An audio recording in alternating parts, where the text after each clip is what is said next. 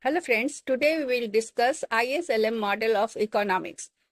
The ISLM model developed by John Hicks is a macroeconomic framework that illustrates the interaction between real economy, that is goods market, and the money market to determine equilibrium output Y and interest rate R.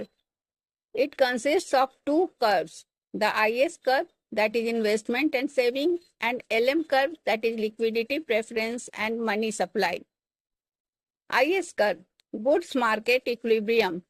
The IS curve shows combination of output, that is Y, and interest rate, that is R, where the goods market is in equilibrium, that is aggregate demand equals aggregate supply. Y is equal to C plus I plus G plus NX, where C is consumption, I is investment, G is government spending, and NX is net export. Net export means import minus export.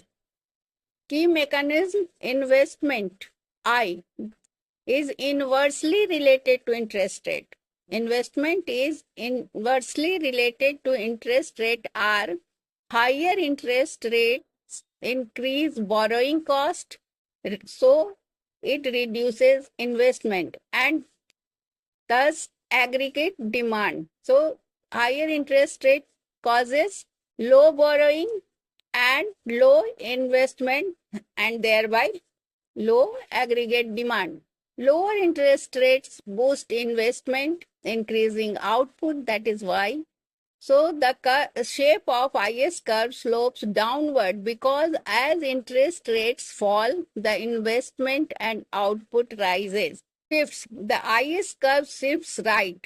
Higher output at each interest rate.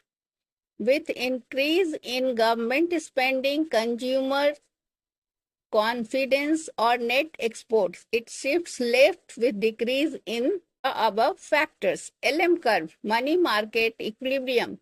The LM curve shows combinations of output, that is Y, and interest rates R, where the money market is in equilibrium.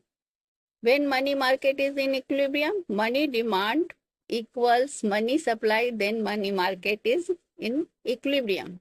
Money demand depends on income, that is Y, and interest rate R.